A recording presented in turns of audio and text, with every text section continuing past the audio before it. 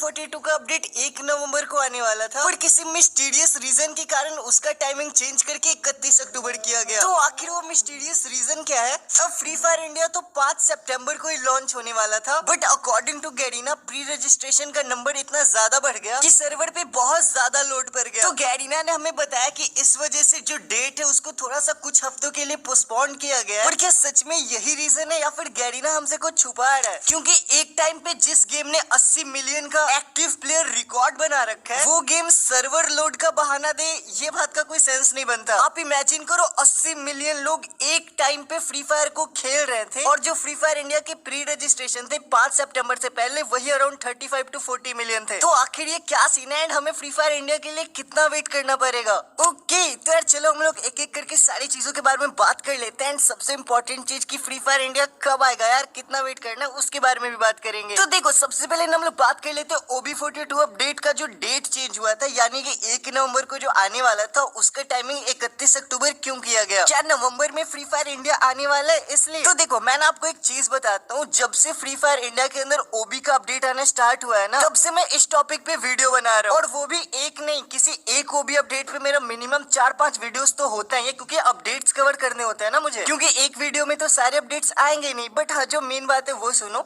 अब गाइस देखो, आप में से बहुत सारे लोग, मुझे पता है आप लोग बहुत इंटेलिजेंट हो, तो ये चीज आपके दिमाग में जरूर आया होगा कि जरूर फ्री फायर इंडिया आने वाला है, इसके कारण जो 1 नवंबर डेट था OB अपडेट का, उसको 31 अक्टूबर किया गया। तो यार देखो, मैं आपको बताता हूँ, ऐसा पहली बार नहीं हुआ है कि OB का अपडेट का जो डेट है उसको चेंज किया गया हो, ऐसा बहुत बार हो चुका है। तो ये कोई रीजन ही नहीं हुआ कि जो 31 अक्टूबर को इसलिए डेट चेंज हुआ है क्योंकि नवंबर में गेम आएगा, ऐसा कुछ भी नहीं है। OB का अपडेट और फ्री फायर इंडिया दोनों अलग अलग चीज है, दोनों का आपस में कोई भी कनेक्शन नहीं है। ओके, अब देखो, मैंने ना अपने इंस्टाग्राम पे एक स्टोरी डाला था जहाँ पे मैंने आप सबसे क्वेश्चन पूछा था कि आप लोग को कौन सा रीजन लगता है फ्री फायर इंडिया ना आने का। देन मैं उसका वीडियो बना के आप सबको बताऊंगा कि हाँ ऐसा है कि नहीं। जिसमें से सबसे पहला था गवर्नमेंट बैन FFI, यानी कि फ्री फायर इंडिया को आने से पहले गवर्नमेंट ने उसको वापस से बैन कर दिया। तो अगर आपके भी दिमाग में ये डाउट चल रहा है तो मैं इसका आंसर दे देता हूँ गाइस, एक्चुअली में ऐसा नहीं है, क्योंकि अगर गवर्नमेंट पहले ही बैन कर देता ना फ्री फायर इंडिया को, तो कभी भी फ्री फायर इंडिया बनाता ही नहीं। क्योंकि देखो, जो सिंगापुर की कंपनी है ना, जो आपको अगर ना पता तो मैं बता दूं, अपना फ्री फायर सिंगापुर का है, ठीक है। तो इनकी ना बातचीत चली थी इंडियन गवर्नमेंट के साथ कि ऐसा क्या किया जाए कि गेम वापस से अनबैन हो। तो उन्होंने डायरेक्ट रिजेक्ट कर दिया कि नहीं भैया, गेम तो वापस नहीं आने वाला, सिंपल सी बात है। फ्री फायर मतलब जो नॉर्मल वाला है वो नहीं आने का, वो बैन है। तो उन्होंने बोला कि ठीक है, फ्री फायर इंडिया लाते हैं, आप मेरे को चेंजेस बता दो, वो चेंजेस कर देंगे। तो बता दिया, जो इंडियन गवर्नमेंट थी वो उन्होंने तो बता दिया कि हाँ, हमें कोई भी वायलेंस नहीं चाहिए गेम के अंदर, हमें एज लिमिट चाहिए, प्ले टाइम चाहिए, ताकि लोग ज्यादा देर तक गेम ना खेलें।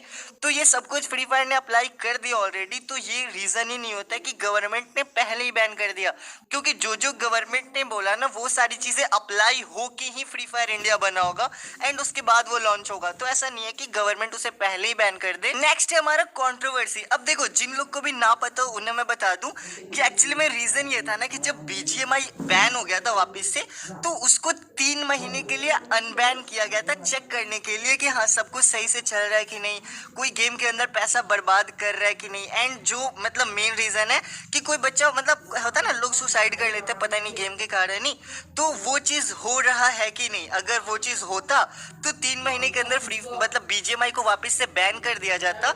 एंड नहीं होता तो अभी जैसे 3 महीने के बाद भी BGMI, तो फ्री फायर के साथ भी ऐसा ही होने वाला होता कि 3 महीने के लिए। एंड फ्री फायर को तो पता ही है कि यहाँ के लोग कितने ज्यादा टॉपअप करते हैं, मतलब यहाँ के लोगों को टॉपअप करने में एक अलग ही सुकून मिलता है। तो फ्री फायर वालों को पता ही था कि यहाँ के लोग तो अंधा टॉपअप करेंगे, तो हमारा गेम तो चालू होने से पहले ही खत्म हो जाएगा। तो गाइस देखो, अगर आपको ऐसा लग रहा है तो ऐसा कुछ भी नहीं है, क्योंकि गाइस देखो, गेम के अंदर जो टॉपअप होगा ना, तो टॉपअप का लिमिट है। अगर आपको ना पता तो मैं बता दूं कि फ्री फायर इंडिया का जो सबसे 3rd या फिर 4th जो कंडीशन था ना, वो था टॉपअप लिमिट। मतलब आप एक दिन में अराउंड 100 या फिर 500 ऐसा कुछ डायमंड्स का लिमिट था।